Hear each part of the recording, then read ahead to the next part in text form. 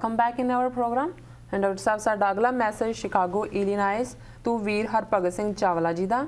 ਇਹਨਾਂ ਨੂੰ ਪ੍ਰੋਗਰਾਮ ਸੱਚੋ ਸੱਚ ਬਹੁਤ ਪਸੰਦ ਲੱਗਦਾ ਹੈ। ਇਹਨਾਂ ਦਾ ਕਹਿਣਾ ਹੈ ਕਿ ਭਲਵਾਨ ਦਾਰਾ ਸਿੰਘ ਵੱਲੋਂ ਘੱਲੂਘਾਰਾ 84 ਦਾ ਟੀਵੀ ਤੇ ਆ ਕੇ ਸਵਾਗਤ ਕਰਨਾ ਬੇਹੱਦ ਸ਼ਰਮਨਾਕ ਕਾਰਵਾਈ ਹੈ।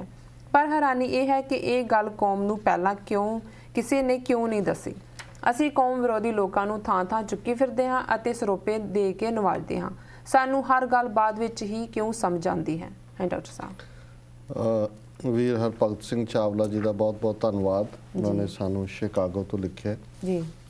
ਉਹਨਾਂ ਨੇ ਐਪਰੀਸ਼ੀਏਟ ਕੀਤਾ ਹੈ ਕਿ ਅਸੀਂ ਜਦੋਂ ਦਾਰਾ ਸਿੰਘ ਦੇ ਮੁੰਡੇ ਵਿੰਦੂ ਦਾਰਾ ਸਿੰਘ ਨੂੰ ਗ੍ਰਿਫਤਾਰ ਕੀਤਾ ਪੁਲਿਸ ਨੇ ਮੈਚ ਫਿਕਸਿੰਗ ਦੇ ਸਬੰਧ 'ਚ ਜੀ, ਤੇ ਅਸੀਂ ਜਦੋਂ ਉਸ ਤੇ ਟਿੱਪਣੀ ਕਰਦੇ ਹਾਂ ਉਸ ਦੇ ਪਿਓ ਨੇ ਦਾਰਾ ਸਿੰਘ ਨੇ ਜੀ ਕਿਵੇਂ ਜੂਨ 84 ਦੇ ਘੱਲੂਘਾਰੇ ਵੇਲੇ ਟੀਵੀ ਦੇ ਉੱਤੇ ਆ ਕੇ ਇੰਦਰਾ ਗਾਂਧੀ ਨੂੰ ਵਧਾਈ ਦਿੱਤੀ ਸੀ ਕਿ ਉਸਨੇ ਦਰਬਾਰ ਸਾਹਿਬ ਦੀ ਪਵਿੱਤਰਤਾ ਨੂੰ ਬਹਾਲ ਕੀਤਾ ਜੀ ਆਤੰਕਵਾਦੀਆਂ ਦਾ ਸਫਾਇਆ ਕਰਕੇ। ਸੋ ਉਹਨਾਂ ਨੂੰ ਇਹ ਸਾਡੀ ਗੱਲ ਪਸੰਦ ਆਈ ਕਿ ਅਸੀਂ ਇੱਕ ਹਿਸਟੋਰੀਕਲ ਫੈਕਟ ਦੱਸੇ। ਤੇ ਉਹਨਾਂ ਨੂੰ ਇਹ ਸ਼ਿਕਵਾ ਹੈ ਕਿ ਵੀ ਅਸੀਂ ਕੌਮੀ ਤੌਰ ਤੇ ਸਿੱਖ ਜਿਹੜੇ ਨੇ ਉਹ ਪੰਥ ਵਿਰੋਧੀਆਂ ਨੂੰ ਵੀ ਸਿਰ ਤੇ ਚੁੱਕਦੇ ਨੇ, ਉਹਨਾਂ ਨੂੰ ਥਾਂ ਲਈ ਫਿਰਦੇ ਨੇ ਜੀ, ਕਿਤੇ ਸਿਰੋਂ ਪਾਉ ਦਿੰਦੇ ਨੇ, ਕਿਤੇ ਕੋਈ ਹੋਰ ਉਹਨਾਂ ਨੂੰ ਆਨਰ ਕਰਦੇ ਨੇ ਜੀ। ਵੀ ਸਾਨੂੰ ਸਮਝ ਕਿਉਂ ਨਹੀਂ ਆਉਂਦੀ। ਔਰ ਮੈਂ ਬਿਲਕੁਲ ਸਹਿਮਤ ਹਾਂ ਇਹਨਾਂ ਦੇ ਨਾਲ। ਔਰ ਇਹੀ ਦਾਰਾ ਸਿੰਘ ਜਦੋਂ 1990 ਦੇ ਵਿੱਚ ਇੱਧਰ ਬਾਹਰ ਆਇਆ ਜੀ ਤੇ ਯਤਨ ਸੀ ਕੁਛ ਲੋਕਾਂ ਦਾ ਟੋਰਾਂਟੋ ਦੇ ਵਿੱਚ ਵੀ, ਔਰ ਦੂਸਰਾ ਕਿ ਜੀ ਉਹਨੂੰ ਆਨਰ ਕਰੀਏ, ਭਲਵਾਨ ਹੈ ਫਲਾਣਾ, ਲੇਕਿਨ ਕਿਉਂਕਿ ਇਹ ਵਰਡ ਉਦੋਂ ਸਪਰੈਡ ਕਰ ਦਿੱਤਾ ਗਿਆ ਸੀ ਜੀ ਤੇ ਉਦੋਂ ਵੱਡੇ ਪੈਮਾਨੇ ਤੇ ਬਾਕੀ ਕੁਝ ਲੋਕ ਜਿਹੜੇ ਸਪੋਰਟਸ ਨਾਲ ਜਾਂ ਰਿਸ਼ਤੇਦਾਰ ਹੁੰਦੇ ਨੇ ਜਾਂ ਇਲਾਕੇ ਦੇ ਹੁੰਦੇ ਨੇ ਉਹਨਾਂ ਨੂੰ ਤਾਂ ਅਸੀਂ ਰੋਕ ਨਹੀਂ ਸਕਦੇ ਜੀ, ਉਹ ਘਰਾਂ 'ਚ ਸੱਦ ਕੇ ਜਿਹਨੂੰ ਜੋ ਮਰਜ਼ੀ ਕਰੀ ਜਾਣ। ਲੇਕਿਨ ਕਿਤੇ ਵੀ ਇਹਨੂੰ ਜਿਹੜਾ ਕਿਸੇ ਪਬਲਿਕ ਪਲੇਸ ਤੇ ਜਾਂ ਕਿਸੇ ਗੁਰਦੁਆਰਿਆਂ 'ਚ ਜਾਂ ਕਿਸੇ ਥਾਂ ਤੇ ਇਹਨੂੰ ਆਨਰ ਨਹੀਂ ਸੀ ਕਰਨ ਦਿੱਤਾ ਗਿਆ ਜੀ। ਲੇਕਿਨ ਐਸੇ ਕੁਛ ਲੋਕ ਨੇ ਜਿਨ੍ਹਾਂ 'ਚੋਂ ਪਿਛਲੇ ਦਿਨਾਂ 'ਚ ਉਹਦਾ ਪਵਨ ਕੁਮਾਰ ਟੀਨੂ ਦਾ ਜ਼ਿਕਰ ਕਿਸੇ ਜਿਹੜਾ ਈਮੇਲ ਰਾਹੀਂ ਹੋਇਆ ਸੀਗਾ ਕਿ ਉਹਨੂੰ ਕਿਵੇਂ ਸਪੋਰਟਸ ਮੈਚਾਂ ਦੇ ਵਿੱਚ ਆਪਣੇ ਬੰਦੇ ਲਈ ਫਿਰਦੇ ਨੇ ਜੀ। ਹਾਲਾਂਕਿ ਇਹ ਤੱਲਣ ਦੇ ਵਿੱਚ ਜਦੋਂ ਬਹੁਜਨ ਸਮਾਜ ਪਾਰਟੀ ਦੇ ਨਾਲ ਜੁੜਿਆ ਹੋਇਆ ਸੀ, ਹੁਣ ਤਾਂ ਅਕਾਲੀਆਂ ਦਾ ਹੈ, ਇਹ MLA ਆਦਮਪੁਰ ਤੋਂ ਵੀ ਇਹਨੇ ਕਿਵੇਂ ਸਿੱਖਾਂ ਦੇ ਬਾਰੇ ਘਟੀਆ ਟਿੱਪਣੀਆਂ ਕੀਤੀਆਂ ਔਰ ਕਿਵੇਂ ਇਹਨੇ ਕੀ ਰੋਲ ਅਦਾ ਕੀਤਾ। ਸੋ ਉਹਨੂੰ ਇੱਥੇ ਸੱਦਣ ਵਾਲੇ ਵੀ ਸਿੱਖ ਨੇ, ਸਿਰ ਤੇ ਚੁੱਕਣ ਵਾਲੇ ਵੀ ਸਿੱਖ ਨੇ ਜੀ। ਇਵੇਂ ਹੀ ਅੱਜ ਹਾਲ ਜਿਹੜਾ ਹੈ ਉਹ ਕਾਂਗਰਸੀ ਤਾਂ ਇੱਕ ਪਾਸੇ ਛੱਡ ਦਿਓ, ਅਕਾਲੀਆਂ ਦਾ ਵੀ ਜਿਨ੍ਹਾਂ ਨੇ ਜੋ ਰੋਲ ਪਲੇ ਕੀਤੇ ਹੋਏ ਨੇ ਜੀ, ਸੰਤਾਂ ਦੇ ਵੇਲੇ ਉਹਨਾਂ ਦਾ ਕੀ ਸਟੈਂਡ ਰਿਹਾ, ਬਾਅਦ 'ਚ ਕੀ ਸਟੈਂਡ ਰਿਹਾ।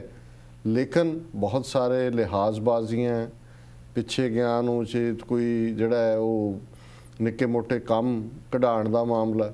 ਸੋ ਇਹ ਇੱਕ ਸ਼ਰਮਨਾਕ ਗੱਲ ਹੈ ਕਿ ਵੀ ਅਸੀਂ ਜਿਹੜੇ ਪੰਥ ਵਿਰੋਧੀ ਨੇ ਉਹਨਾਂ ਨੂੰ ਈਵਨ ਉਹਨਾਂ ਦੇ ਨਾਲ ਕੋਈ ਰਾਬਤਾ ਵੀ ਰੱਖਦੇ। ਇਹ ਬਿਲਕੁਲ ਇਹ ਗੱਲ ਸਾਨੂੰ ਬਿਲਕੁਲ ਸਪਸ਼ਟ ਹੋਣੀ ਚਾਹੀਦੀ ਹੈ ਕਿ ਜਿਹਨੇ ਪੰਥ ਦੇ ਨਾਲ ਧਰੋ ਕਮਾਇਆ ਜਾਂ ਖਾਲਸਾ ਪੰਥ ਦਾ ਨੁਕਸਾਨ ਕੀਤਾ ਉਹਨਾਂ ਦੇ ਨਾਲ ਭਾਵੇਂ ਰਿਸ਼ਤੇਦਾਰ ਵੀ ਹੋਏ ਸਕਾ ਉਹਨਾਂ ਦੇ ਨਾਲ ਲੀਕ ਖਿੱਚ ਲੈਣੀ ਚਾਹੀਦੀ। ਔਰ ਬਹੁਤ ਸਾਰਿਆਂ ਨੇ ਖਿੱਚੀ ਵੀ ਹੋਈ ਹੈ, ਇਹ ਨਹੀਂ ਹੈ। ਪਰ ਇੱਕ ਛੋਟਾ ਜਿਹਾ ਤਬਕਾ ਜਿਹੜਾ ਜਦੋਂ ਕਿਸੇ ਨੂੰ ਲੈ ਤੁਰਦਾ ਹੈ ਤੇ ਬਹੁਤ ਵਾਰੀ ਫਿਰ ਦੂਸਰੇ ਉਹਦਾ ਵਿਰੋਧ ਨਹੀਂ ਕਰਨਾ ਚਾਹੁੰਦੇ, ਬੁਰੇ ਨਹੀਂ ਬਣਨਾ ਚਾਹੁੰਦੇ, ਉਹ ਪਾਸੇ ਨੂੰ ਦੇਖ ਲੈਣਗੇ, ਪਿੱਛੇ ਨੂੰ ਮੂੰਹ ਕਰਕੇ ਗੱਲ ਕਰ ਲੈਣਗੇ, ਸਾਹਮਣੇ ਕਨਫਰੰਟ ਨਹੀਂ ਕਰਦੇ ਹੈ। ਸੋ ਇਹ ਇੱਕ ਕਮਜ਼ੋਰੀ ਹੈ ਜਿਹੜੀ ਦੂਰ ਹੋਣੀ ਚਾਹੀਦੀ ਹੈ ਜੀ। ਡਾਕਟਰ ਸਾਹਿਬ ਤੁਹਾਡਾ ਬਹੁਤ ਬਹੁਤ ਧੰਨਵਾਦ, ਤੁਸੀਂ ਆਪਣੇ ਵਿਚਾਰ ਸਾਡੇ ਦਰਸ਼ਕਾਂ ਨਾਲ ਸਾਂਝੇ ਕੀਤੇ। ਤਾਂ ਹੁਣ ਅਸੀਂ ਈਮੇਲ ਦਾ ਸਿਲਸਿਲਾ ਬੰਦ ਕਰਕੇ ਤੇ ਆਪਣੇ ਸਵਾਲ ਜਵਾਬ ਦਾ ਸੈਸ਼ਨ ਸ਼ੁਰੂ ਕਰਦੇ ਹਾਂ।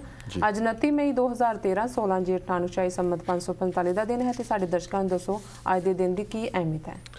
ਦੇਖੋ, ਸਿੱਖ ਇਤਿਹਾਸ ਵਿੱਚ ਦੋ ਘਟਨਾਵਾਂ ਅਹਿਮ ਨੇ। ਅੱਜ ਜਦੋਂ ਅਸੀਂ ਦੇਖਦੇ ਹਾਂ ਵੀ ਅਕਾਲੀਆਂ ਨੇ ਕਿਵੇਂ ਸ਼ਹੀਦੀ ਯਾਦਗਾਰ ਦੇ ਮਾਮਲੇ 'ਚ ਜੀ, ਸਿੱਖ ਜੁਝਾਰੂਆਂ ਦੇ ਮਾਮਲੇ 'ਚ, ਉਹਨਾਂ ਦੇ ਪਰਿਵਾਰਾਂ ਦੇ ਮਾਮਲੇ 'ਚ, ਧਰਮੀ ਫੌਜੀਆਂ ਦੇ ਮਾਮਲੇ 'ਚ ਕਿਵੇਂ ਦਾ ਰਵੱਈਆ ਅਖਤਿਆਰ ਕੀਤਾ ਹੋਇਆ। ਸੋ ਇਹ ਇਹਨਾਂ ਦੀ ਕੋਈ ਨਵੀਂ ਗੱਲ ਨਹੀਂ ਹੈ ਜੀ।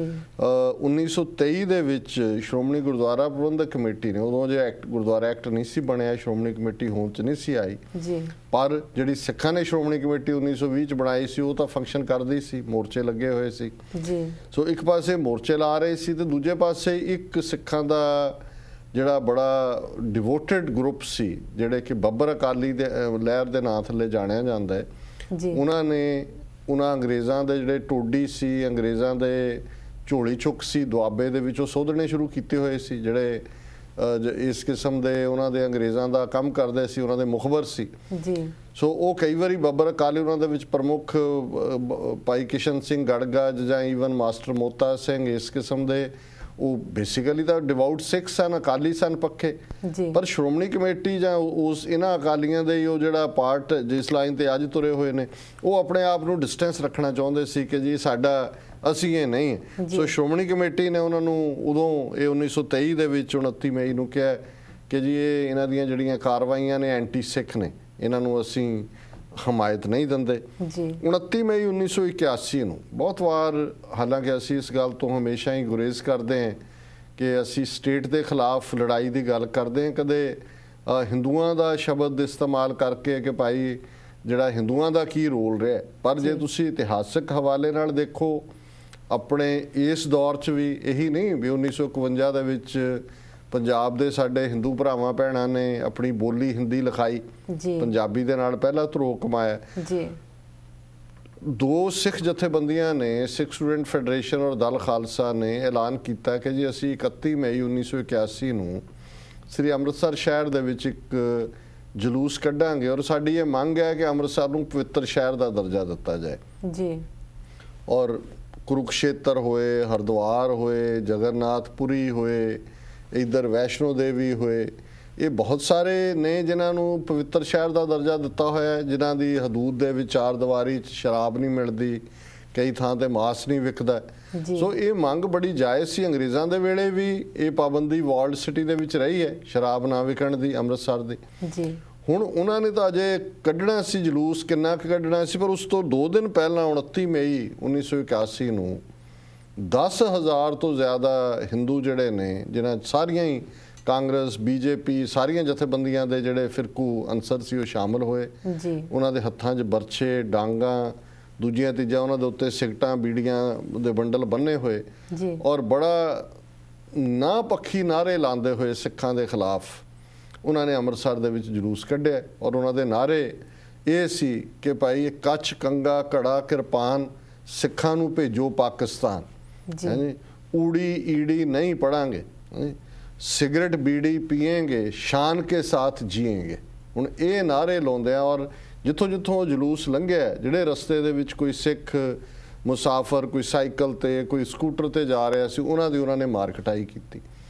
ਔਰ ਇਹਦੇ ਜਵਾਬ ਦੇ ਵਿੱਚ ਫਿਰ ਸਿੱਖਾਂ ਨੇ 31 ਮਈ ਨੂੰ ਜਿਹੜਾ ਜਲੂਸ ਕੱਢਿਆ, ਉਹਨੇ ਸਾਰੇ ਰਿਕਾਰਡ ਤੋੜੇ। ਔਰ ਉਸ ਵੇਲੇ ਜਿਹੜਾ ਥੋੜਾ ਬਹੁਤ ਮੀਡੀਆ ਇਹਨੂੰ ਬੈਲੈਂਸ ਰੱਖਣ ਦਾ ਯਤਨ ਕਰਦਾ ਸੀ, ਉਹਨਾਂ ਨੇ ਕਿਹਾ ਵੀ ਇਹ ਸਿੱਖਾਂ ਨੂੰ ਆਫਰੀਨ ਹੈ ਕਿ ਜਿੰਨੀ ਭੜਕਾਹਟ 29 ਮਈ ਦੇ ਜਲੂਸ ਦੇ ਵਿੱਚ ਉਹਨਾਂ ਨੇ ਨਾਅਰਿਆਂ ਦੇ ਨਾਲ ਸਿੱਖਾਂ ਦੇ ਖਿਲਾਫ ਨਾਅਰੇ ਲਾ ਕੇ ਕੀਤੀ, ਇਹ ਸਿੱਖਾਂ ਦਾ ਹੀ ਸਬਰ ਸੀ, ਨਹੀਂ ਤਾਂ ਬਹੁਤ ਵੱਡੇ ਪੈਮਾਨੇ ਦਾ ਜਿਹੜਾ ਹੈ ਉੱਥੇ ਫਿਰਕੂ ਫਸਾਦ ਹੁੰਦਾ। ਸੋ ਇਹ ਕਰਤੂਤਾਂ ਸਾਡੇ ਇਹਨਾਂ, ਜਿਨ੍ਹਾਂ ਨੂੰ ਅਸੀਂ ਭੈਣ ਭਰਾ ਤੇ ਕਹਿ ਲੈਂਦੇ, ਕਿਉਂਕਿ ਹੋਰ ਇਹਨਾਂ ਨੂੰ ਕਹੀਏ ਵੀ ਕੀ, ਵੀ ਚਲੋ ਗੁਰੂਆਂ ਦਾ ਆਸ਼ਾ ਸਾਨੂੰ ਇੱਕ ਥਾਂ ਤੇ ਉਹ ਰੋਕ ਦਿੰਦਾ ਕੋਈ ਵੀ ਗੱਲ ਕਹਿਣ ਤੋਂ, ਪਰ ਇਹਨਾਂ ਦਾ ਜਿਹੜਾ ਵਰਤਾਰਾ ਰਿਹਾ ਉਹ ਜ਼ਬਾਨ ਦੇ ਹਵਾਲੇ ਨਾਲ ਹੋਏ। ਫਿਰ ਜਿਵੇਂ ਜੂਨ 84 ਦਾ ਹਮਲਾ ਹੋਇਆ, ਕਿਵੇਂ ਮਠਿਆਈਆਂ ਵੰਡੀਆਂ ਗਈਆਂ, ਕਿਵੇਂ ਜਿਹੜਾ ਖੁਸ਼ੀਆਂ ਮਨਾਈਆਂ ਗਈਆਂ, ਸੈਲੀਬ੍ਰੇਟ ਕੀਤਾ ਗਿਆ। ਸੋ ਇਸ ਤਰ੍ਹਾਂ ਨਹੀਂ ਹੁੰਦਾ। ਇਹ ਇੱਕ ਜਿਸ ਤੁਸੀਂ ਖਿੱਤੇ 'ਚ ਰਹਿੰਦੇ ਹੋ, ਜਿਨ੍ਹਾਂ ਦੇ ਨਾਲ ਤੁਹਾਡੇ, ਜਿੱਥੋਂ ਦਾ ਤੁਸੀਂ ਅੰਨ ਜਲ ਖਾਂਦੇ ਹੋ, ਤੇ ਤੁਹਾਡੀ ਵਫਾਦਾਰੀ ਕਿਸੇ ਹੋਰ ਪਾਸੇ ਹੈ। ਸੋ ਇਹ ਪਾਰਟ ਜਿਹੜਾ ਹੈ ਇਹ ਕਦੇ ਵੀ ਨਹੀਂ ਭੁੱਲੇਗਾ ਵੀ ਇਹਨਾਂ ਨੇ ਕਿਸ ਕਿਸਮ ਦਾ ਸਲੂਕ ਉਸ ਪੀਰੀਅਡ ਦੇ ਵਿੱਚ ਕੀਤਾ ਸੀ। ਵਰਲਡ ਹਿਸਟਰੀ ਦੇ ਹਵਾਲੇ ਨਾਲ 1453 ਦੇ ਵਿੱਚ ਉਦੋਂ ਤੱਕ ਇਹ ਜਿਹੜਾ ਸਾਰਾ ਇਸ ਇੱਕ ਐਮਪਾਇਰ ਸੀ, ਬਾਈਜ਼ੈਂਟਾਈਨ ਐਮਪਾਇਰ, ਅੱਜ ਦਾ ਜਿਹੜਾ ਟਰਕੀ ਹੈ ਜਾਂ ਜਿਹਨੂੰ ਤੁਰਕੀ ਵੀ ਕਿਹਾ ਜਾਂਦਾ ਹੈ, ਇਹ ਬਾਈਜ਼ੈਂਟਾਈਨ ਐਮਪਾਇਰ ਦੇ ਥੱਲੇ ਸੀ। ਲੇਕਿਨ 1453 ਦੇ ਵਿੱਚ ਤੁਰਕਾਂ ਨੇ ਜਿਹੜਾ ਵੱਡਾ ਸ਼ਹਿਰ ਸੀ ਬਾਈਜ਼ੈਂਟਾਈਨ ਐਮਪਾਇਰ ਦਾ, ਕਨਸਟੈਂਟੀਨੋਪਲ, ਉਹਦੇ ਦੇ ਉੱਤੇ ਆਪਣਾ ਕਬਜ਼ਾ ਕੀਤਾ, ਜਿਸ ਨੂੰ ਅੱਜ ਇਸਤਨਬੁਲ ਕਿਹਾ ਜਾਂਦਾ ਹੈ। ਔਰ ਤੁਰਕੀ ਦਾ ਜਿਹੜਾ ਹੈ ਉਹ ਬਹੁਤ ਵੱਡਾ ਸੈਂਟਰ ਹੈ ਹਿਸਟੋਰੀਕਲ, ਬਟ ਉਹਦੇ ਨਾਲ ਕ੍ਰਿਸਚੀਅਨਿਟੀ ਦਾ ਬਹੁਤ ਲੰਬਾ, ਕਈ ਸਦੀਆਂ ਦਾ ਸੰਬੰਧ ਹੈ। ਔਰ ਉਹਨਾਂ ਦੀਆਂ ਅੱਜ ਵੀ ਜਿਹੜੀਆਂ ਕੋਈ ਯਾਦਾਂ ਬਚ ਗਈਆਂ ਉੱਥੇ ਮੌਜੂਦ ਨੇ। 1790 ਦੇ ਵਿੱਚ ਅਮਰੀਕਾ ਦੀ ਸਟੇਟ ਰੋਡ ਆਈਲੈਂਡ, ਕਿਉਂਕਿ ਜਿਹਨਾਂ 13 ਕਾਲੋਨੀਜ਼ ਨੇ ਮਿਲ ਕੇ 4 ਜੁਲਾਈ 1776 ਨੂੰ ਆਜ਼ਾਦੀ ਦੀ ਘੋਸ਼ਣਾ ਕੀਤੀ ਸੀ, ਉਹਨਾਂ ਦੇ ਵਿੱਚ ਰੋਡ ਆਈਲੈਂਡ ਵੀ ਸੀ। ਸੋ 1790 ਦੇ ਵਿੱਚ ਰੋਡ ਆਈਲੈਂਡ ਅਖੀਰਲੀ ਸਟੇਟ ਸੀ ਉਹਨਾਂ 13 ਚੋਂ, ਜਿਨ੍ਹਾਂ ਨੇ ਅਮਰੀਕਾ ਦੇ ਕਨਸਟੀਟਿਊਸ਼ਨ ਨੂੰ ਰੈਟੀਫਾਈ ਕੀਤਾ। 1922 ਦੇ ਵਿੱਚ ਇਕੁਆਡੋਰ ਜਿਹੜਾ ਹੈ ਉਹ ਇੱਕ ਆਜ਼ਾਦ ਦੇਸ਼ ਬਣਿਆ। ਹੁਣ ਦੇਸ਼ ਤਾਂ ਬਹੁਤ ਆਜ਼ਾਦ ਬਣੇ ਨੇ, ਪਰ ਮੈਨੂੰ ਇਕੁਆਡੋਰ ਦੇਖਦੇ ਆ ਮੈਂ ਇਸ ਦੇਸ਼ ਨੂੰ ਪਿਕ ਕੀਤਾ ਹੈ ਕਿਉਂਕਿ ਇਹ ਪਹਿਲਾ ਮੁਲਕ ਸੀ ਦੁਨੀਆ ਦੇ ਵਿੱਚ ਜਿਹਨੇ ਖਾਲਿਸਤਾਨ ਨੂੰ ਮਾਨਤਾ ਦਿੱਤੀ ਸੀ ਜੀ। ਔਰ ਇਹਨਾਂ ਨੇ ਸਿੱਖਾਂ ਨੂੰ ਕਿਹਾ ਸੀ ਕਿ ਵੀ ਤੁਸੀਂ ਆ ਕੇ ਜ਼ਮੀਨਾਂ ਆਬਾਦ ਕਰੋ ਔਰ ਤੁਸੀਂ ਰਹਿ ਸਕਦੇ ਹੋ। ਸੋ ਜਿਹਨੇ ਦਿੱਤੀ ਉਹ ਅਜੇ ਲੰਡਨ ਗਿਆ ਤੇ ਪਿੱਛੋਂ ਇੰਡੀਅਨਸ ਨੇ ਪ੍ਰੈਸ਼ਰ ਪਾ ਕੇ ਉਹਨਾਂ ਦੇ ਉੱਥੇ ਕੂ ਕਰਾ ਦਿੱਤਾ, ਤਬਦੀਲੀ ਕਰਾ ਦਿੱਤੀ ਤੇ ਉਹ ਜਿਹੜਾ ਸੀ ਉਸ ਦਾ ਸਾਰਾ ਜਿੱਥੋਂ ਗੱਲ ਸ਼ੁਰੂ ਹੋਣੀ ਸੀ। ਔਰ ਕੁਛ ਜਿਹੜੀ ਸਿੱਖ ਲੀਡਰਸ਼ਿਪ ਉਸ ਵੇਲੇ ਇਹ ਸਾਰੀ ਗੱਲ ਨੂੰ ਅੱਗੇ ਤੋਰ ਰਹੀ ਸੀ, ਉਹ ਵੀ ਸੰਜੀਦਾ ਨਹੀਂ ਸੀ। ਬਿਨਾਂ ਕੋਈ ਇਨਫਰਾਸਟ੍ਰਕਚਰ ਬਣਾਏ ਜਾਂ ਨੈਟਵਰਕ ਬਣਾਏ ਬਿਆਨਬਾਜ਼ੀ ਕਰ ਦਿੱਤੀ ਗਈ। ਨਤੀਜੇ ਦੇ ਤੌਰ ਤੇ ਇੰਡੀਅਨ ਪ੍ਰੈਸ਼ਰ ਵੀ ਆਇਆ ਔਰ ਉਹਦੇ ਥੱਲੇ ਸਾਡਾ ਨੁਕਸਾਨ ਹੋਇਆ। ਨਹੀਂ ਤਾਂ ਇਕੁਆਡੋਰ ਉਹ ਪਹਿਲੀ ਕੰਟਰੀ ਬਣ ਸਕਦਾ ਸੀ ਜਿੱਥੇ ਸਾਨੂੰ ਪਨਾਹ ਵੀ ਮਿਲਦੀ ਔਰ ਜਿਹਨੂੰ ਆਧਾਰ ਬਣਾ ਕੇ ਅੱਜ ਅਸੀਂ ਰੇਡੀਓ ਸਟੇਸ਼ਨ, ਟੈਲੀਵਿਜ਼ਨ, ਦੂਜਾ ਤੀਜਾ ਕਿਵੇਂ ਕਈ ਤਰੀਕਿਆਂ ਨਾਲ ਇਹਨੂੰ ਕਰਨ ਦਾ ਯਤਨ ਕਰਦੇ ਹਾਂ ਤੇ ਇਹਨੂੰ ਅਸੀਂ ਉਦੋਂ ਕਰ ਸਕਦੇ ਸੀ। 1953 ਦੇ ਵਿੱਚ ਐਡਮੰਡ ਹਿਲਰੀ ਜਿਹੜਾ ਨਿਊਜ਼ੀਲੈਂਡ ਦਾ ਰਹਿਣ ਵਾਲਾ ਸੀ ਤੇ ਸ਼ੇਰਪਾ ਤੈਨਜ਼ਿੰਗ, ਇਹਨਾਂ ਨੇ ਜਿਹੜੀ ਦੁਨੀਆ ਦੀ ਸਭ ਤੋਂ ਉੱਚੀ ਚੋਟੀ ਹੈ ਮਾਊਂਟ ਐਵਰੈਸਟ, ਉਸ ਦੇ ਉੱਤੇ ਜਾ ਕੇ ਝੰਡੇ ਗੱਡੇ। ਉਹਨੇ ਨਿਊਜ਼ੀਲੈਂਡ ਦਾ ਝੰਡਾ ਗੱਡਿਆ, ਉਹਨੇ ਨੇਪਾਲ ਦਾ ਗੱਡਿਆ। ਸੋ ਇਹ ਪਹਿਲੀ ਜੋੜੀ ਜਿਹੜੀ ਹੈ ਇਹ ਬਣੀ ਜਿਹਨੇ ਜਿਹੜੀ ਦੁਨੀਆ ਦੀ ਸਭ ਤੋਂ ਉੱਚੀ ਚੋਟੀ ਨੂੰ ਸਰ ਕੀਤਾ। ਸੋ ਇਹ ਵੀ ਅੱਜ ਦਾ ਦਿਨ ਸੀ 29 ਮਈ 1953। ਜੀ ਡਾਕਟਰ ਸਾਹਿਬ ਤੁਹਾਡਾ ਬਹੁਤ ਬਹੁਤ ਧੰਨਵਾਦ, ਤੁਸੀਂ ਸਾਡੇ ਦਰਸ਼ਕਾਂ ਨੂੰ ਅੱਜ ਦੇ ਦਿਨ ਦੀ ਅਹਿਮੀਅਤ ਦੱਸੀ। ਤੇ ਹੁਣ ਇੱਥੇ ਲੈਂਦੇ ਆ ਕਿ ਛੋਟਾ ਜਿਹਾ ਬ੍ਰੇਕ। ਵੀਅਰਸ ਸਾਡਾ ਪ੍ਰੋਗਰਾਮ ਇਸ ਤਰ੍ਹਾਂ ਹੀ ਦੇਖਦੇ ਰਹੋ, ਮਿਲਦੇ ਆ ਇੱਕ ਛੋਟੇ ਜਿਹੇ ਬ੍ਰੇਕ ਤੋਂ ਬਾਅਦ।